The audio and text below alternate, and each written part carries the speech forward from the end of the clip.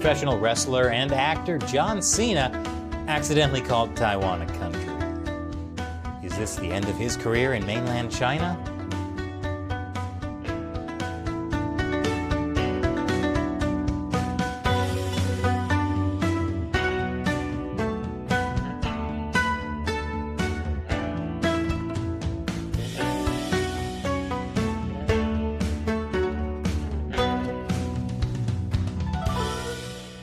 Welcome to China Uncensored. I'm Chris Chappell.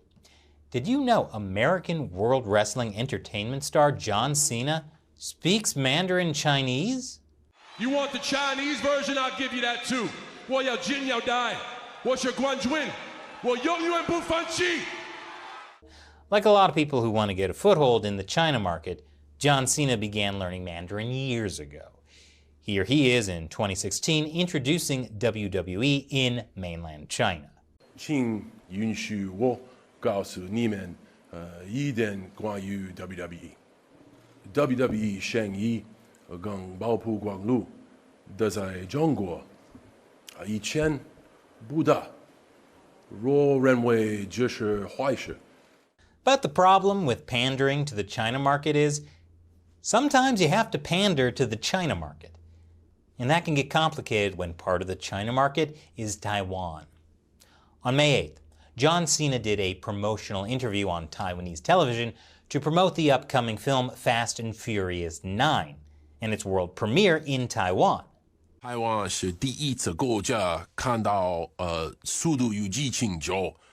I know, you're shocked. There's going to be a Fast and Furious 9. How many of those freaking movies are they going to make? How do you outdo a submarine car chase? Also shocking, John Cena just called Taiwan a country. 台湾是第一次国家。 And now John Cena is being canceled in mainland China because inadvertently referring to Taiwan as a country instead of a region one time in a language he's just learning to speak is enough to spark outrage among mainland China's butthurt online commentators. You know who you are. You're the ones writing angry comments below this video right now. But before you do, let me just say one thing. Taiwan is a country. It has its own independent democratic government. It was never part of the People's Republic of China. Taiwan is a country. There, now you can finish writing those angry comments. But unlike me, John Cena still has dreams of being in the China market. And that's why instead of defending his comments, he apologized. 你好，中国，这是叫西呢。我必须说，现在，在《速度与激情》中，我做很多采访，很多，所以在一个采访，我有一个错误，我必须说，现在就是很重要，我爱更尊重中国跟中国人。 我很抱歉对我的错误，对不起，我很抱歉，你必须了解，我很爱、很尊重中国跟中国人，不好意思，再见。 John Cena is not afraid to take on Vin Diesel man to man, but he sure whistles out when it comes to the China market. Speaking of Vin Diesel, my favorite Chinese state-run media, the Global Times, contrasted the two men, saying Vin Diesel said he was grateful to Chinese mainland audiences for supporting the Fast and Furious series, which led him to do something unprecedented. He asked the film company to release Fast and Furious 9 in the Chinese mainland first, as a way of thanking mainland fans. Hey, my brothers and sisters in China. Wo shi Vin Diesel. Finally, I am here. So now, Fast and Furious 9 opens in mainland China first, instead of Taiwan. Although, technically, that's because Taiwan closed theaters due to a recent spike in COVID-19, a plague that came from mainland China, like political correctness. Speaking of the plague of political correctness, this brouhaha over John Cena's comments are part of a long-standing problem for anyone who wants to do business in the China market. It's one of the strongest tactics used by Chinese state-run media to manipulate public opinion or put pressure on brands and businesses.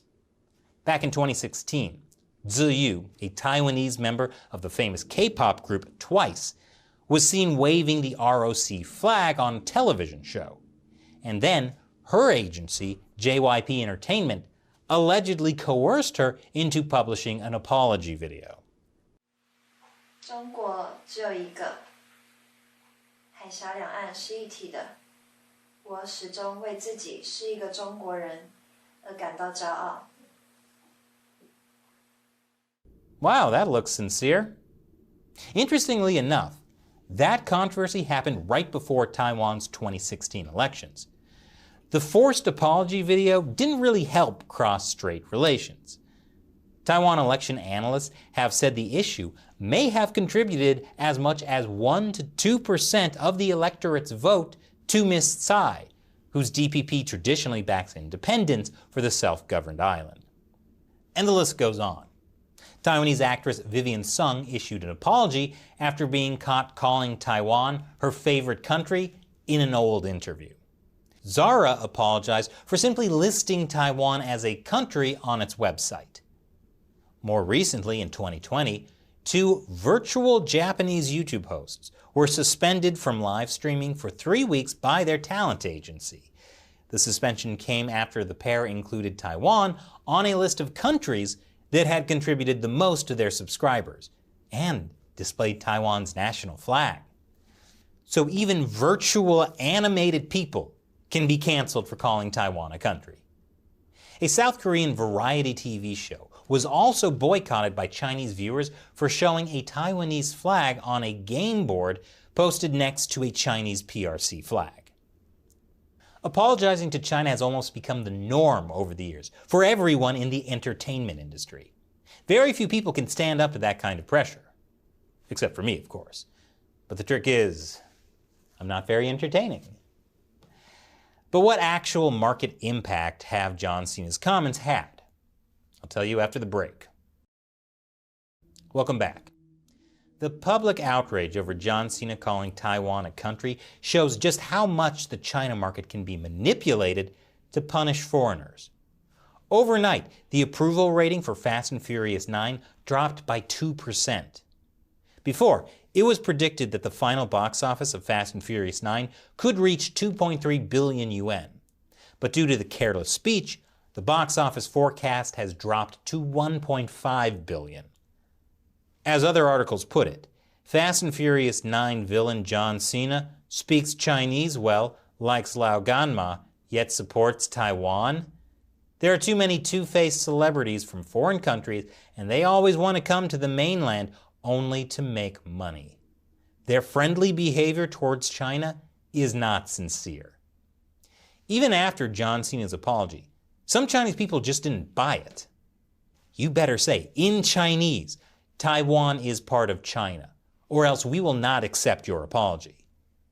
I'm gonna pass out. In Taiwan, he says Taiwan province is a country. In the mainland, he says he respects Chinese people. How two-faced. I don't understand why Chinese people should tolerate him. He's profiting from Chinese people's money with such an unclear political stance, and yet people will still watch his movies? What generation is this? Of course, there were some people who focused on educating the pro-wrestler. Remember, from now on, Taiwan is part of China. Hong Kong is part of China. They were never independent countries. I applaud you for your fast and serious response in standing up to admit your errors. If you could record yourself saying Taiwan is part of China, that would be even better. I hope you enjoy China and can spend more time understanding China.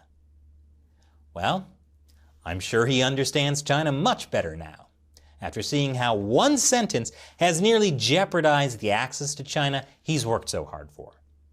John Cena is the perfect example of what happens when optimistic foreigners think they can have a future in the China market. You spend years learning the language and building relationships. But it's always a ticking time bomb. And John Cena's day just happened to come. And And this is actually a gift to the Chinese Communist Party. They don't really care what John Cena said. You can't offend this man. It's just an opportunity to make a famous foreigner get down on his knees and beg. And it's a lesson to other foreigners to toe the party line.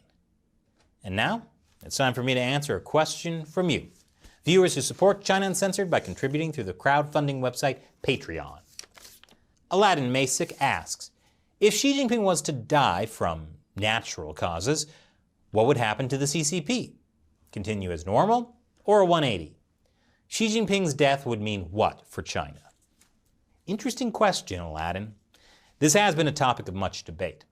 For example, this think tank essay called The Longer Telegram argues that China would be better without Xi Jinping, that it could reform if only Xi Jinping were removed.